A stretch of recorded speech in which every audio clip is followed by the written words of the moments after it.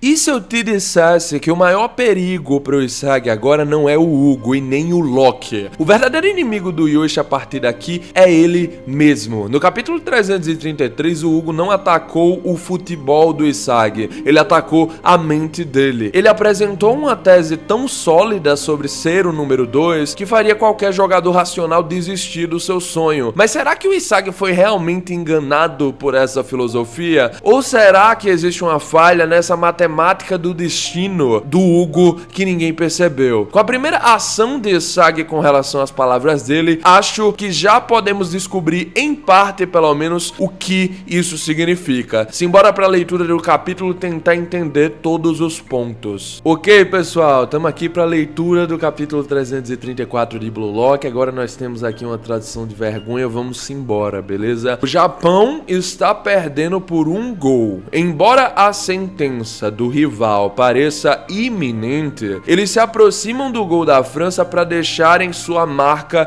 como número 1. Ok.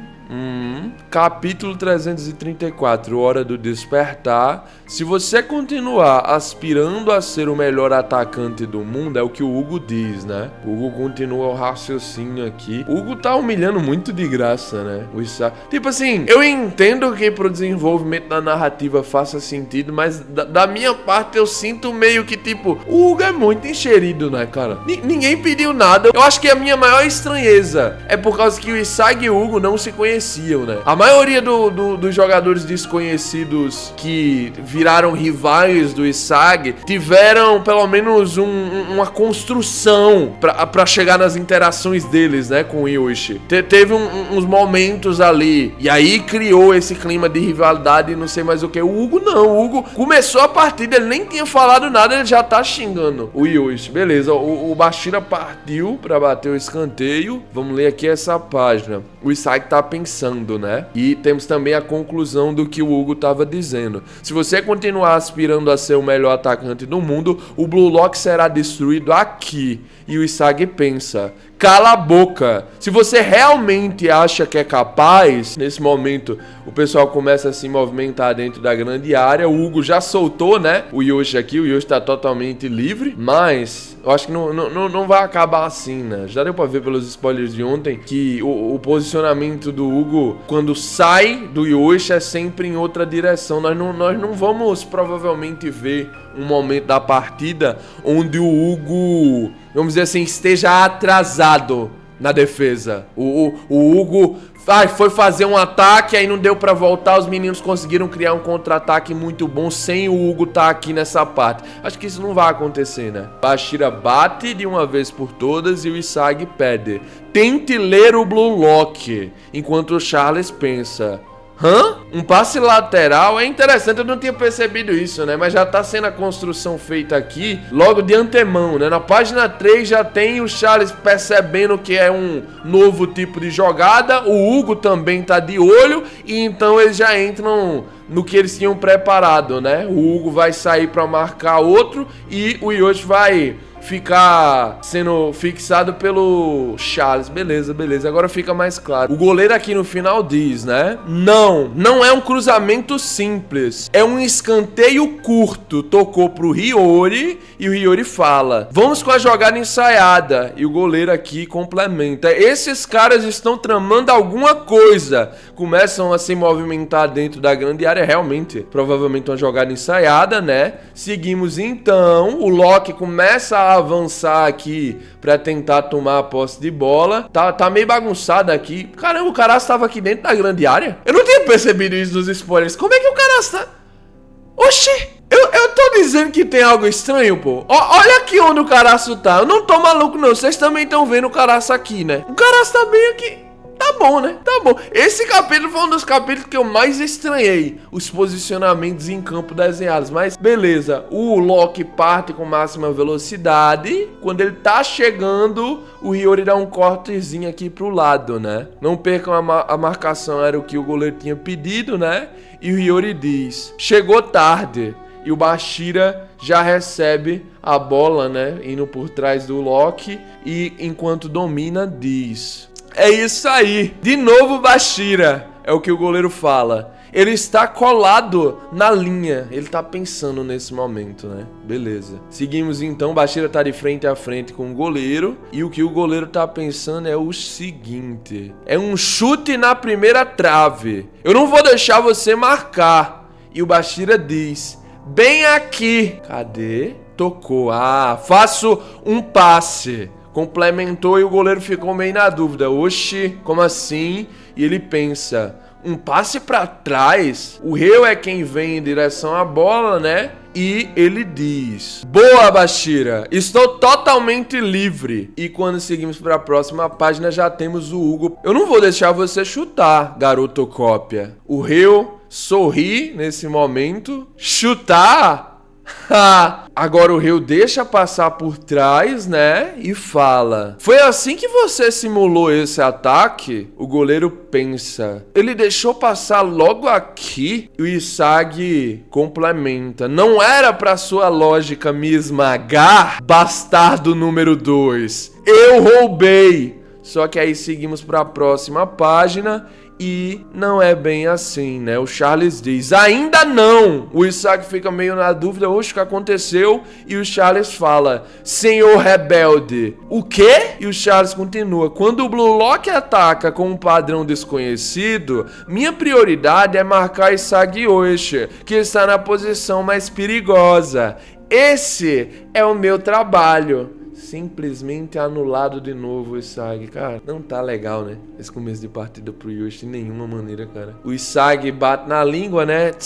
E ele continua: é sério? Neutralizaram até uma jogada nova na primeira tentativa. O Rin grita, né? Passa, Isagi! Ele tava num espaço bom todo, o Rin, cara. Eu entendo os haters do Yoshi que forem utilizar esse momento pra xingar o Isagi, porque tinha mais chance de fazer algo tocando pro Rin. Essa jogada teria sido mais aproveitada. Foi uma jogada bem trabalhada, né? Querendo ou não, não é como se o Blue Lock fosse ter 1000 cartas nas mangas, tá ligado? Pra ir tirando todo momento e se aproveitando aqui. Cada um dos jogadores fazendo uma jogada diferente. Alguma hora, né, vai estar tudo manjado. Então eles poderiam ter aproveitado esse efeito surpresa. Se não fosse o ego do Isagi, né? Mas não tem o que falar, porque o Rin também já fez isso algumas vezes, né?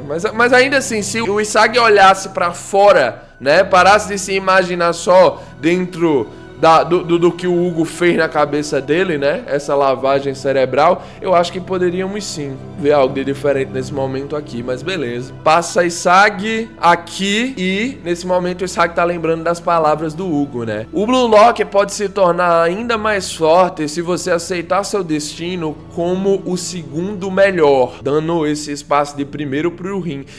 Minha opinião, tá, galera? Eu acho que o Rin é melhor como primeiro do que o Isagi, tá? Minha opinião. Ai, eu não tô falando aqui, exato. Ai, o Rin é melhor que o Isagi, não sei o que. O Isagi nunca vai superar o Rin em quesito de habilidade. Mas eu tô dizendo sobre essa questão de pegar o nome de primeiro e carregar nas costas como número 1, tá ligado? Eu acho que nós já estamos muito mais acostumados a ver o Rin, e o Rin sempre lidou com isso com tranquilidade, porque pra ele sempre foi uma questão de, pô, isso aqui não é nada. A minha parada, o meu objetivo com o futebol é outro, que tá muito mais acima disso, né? Com a relação dos Itoshis. Então, querendo ou não, o Isagi meio que tá usando o... Não, na verdade, não é só tá usando, né? Sempre foi pra ele isso. Ser número 1 era o ponto final, chegar no topo. Agora que ele chegou no topo, ele tá vendo o problema que é pra se manter, né? Como o número 1 e as adversidades que são ocasionadas por isso. Vamos lá. Seguimos então pra próxima página e o Isagi fala, né? Cala a boca!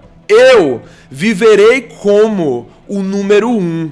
O Rin responde: maldito idiota. Foi idiotice do Isagi acabar com a jogada deles assim. O Charles quase que trisca na bola, velho. Se fosse um jogador do tipo tanque, eu me arrisco a dizer que conseguiria parar o Yoshi tranquilo, tá? O Yoshi não teria nem conseguido achar espaço pra finalizar. Mas como ele achou, né? Ainda assim tem um problema. Querendo ou não, não tinha muito mais espaço, né? Pra chutar. Só tinha realmente essa rota de chute. Querendo ou não, o goleiro pôde se aproveitar disso, né? Vamos aqui para a próxima página e o Reynor defende, ele agarra com as duas palmas, cara. Quando um goleiro agarra dessa forma, na minha cabeça pelo menos, significa que o chute não foi tão difícil pro goleiro agarrar, tá ligado? Já é uma grande surpresa, ok, ele ter defendido, o goleiro normalmente não ganha todo esse destaque em Blue Lock, infelizmente, mas ainda assim, cara, realmente o Yoshi bateu sem jeito, essa jogada aqui não era pra ter sido feita dessa forma. Ele deveria ter tocado. Foi puro ego, tá bom? O ego é bom no Blue Lock, mas tem momentos onde realmente isso vai acabar sendo a ruína do Yoshi, cara. Infelizmente não tem o que fazer. O Reynor pensa o que aqui nesse momento? Não tinha outra, a trajetória da bola estava limitada. O Isagi fica meio... hã? E o narrador anuncia, né? Ele defendeu! O Hugo então aparece do lado do Isagi, enquanto a torcida vibrava ali, né? Foi por pouco, querendo ou não. Se o goleiro não tivesse sido acionado aqui pelo roteiro, né? Felizmente o goleiro foi acionado, tinha entrado. Viu? Se eu anular o seu voleio de armas duplas e o seu chute direto de direita, você acaba sendo apenas mais um atacante no meio da multidão, um atacante comum. O Hugo continua. Se isso continuar assim, o Blue Lock morrerá por sua culpa. É hora de você acordar, Isagi Yoshi. Você pode mudar. Vamos então para a próxima página. O pior é que o Isagi não sabe nem como reagir a essas palavras do Hugo, né? O Hugo não tá realmente só falando besteira. Então, infelizmente, ele fica só calado com essa cara velha de bunda. Vamos então para a página 15 e ele diz: apenas reconheça o seu lugar e aceite seu destino. O Loki já tá... até a bila do Zoe do Loki já sumiu, né? Ele já partiu, ele já sabe exatamente o que fazer aqui. Deve ser um tipo de jogada ensaiada, né? Para fazer contra-ataque rápido. O Bashira reage. É sério? O Yuri também. Isso é ruim. O que fazemos agora com isso? O Rin, né? Bate de novo na língua. E agora tem uma coisa que eu não percebi nos spoilers. E isso me deixa mais preocupado. Ou não, né? Dependendo de algumas pessoas, eu sei que não vai ser uma grande preocupação. Por causa que o que nós vimos nos spoilers parecia ser da mente coletiva, mas não. É só o ego. Nós vemos o pensamento do ego. Olha, Yoshi-Sage já não serve mais. Será que o ego já tá pensando numa substituição? Ou será que teve algo preparado com relação a esse momento? Ele vai chamar o Isagi ali e fazer um pedido? Como será que isso vai funcionar, cara? Eu quero ver mais do ego pensando sobre isso. Eu espero que o ego tenha alguma aparição no próximo capítulo, cara. Ou pelo menos dentro dos próximos 5. Sem necessariamente ser diretamente já as substituições, né? Caraço teletransportou, né?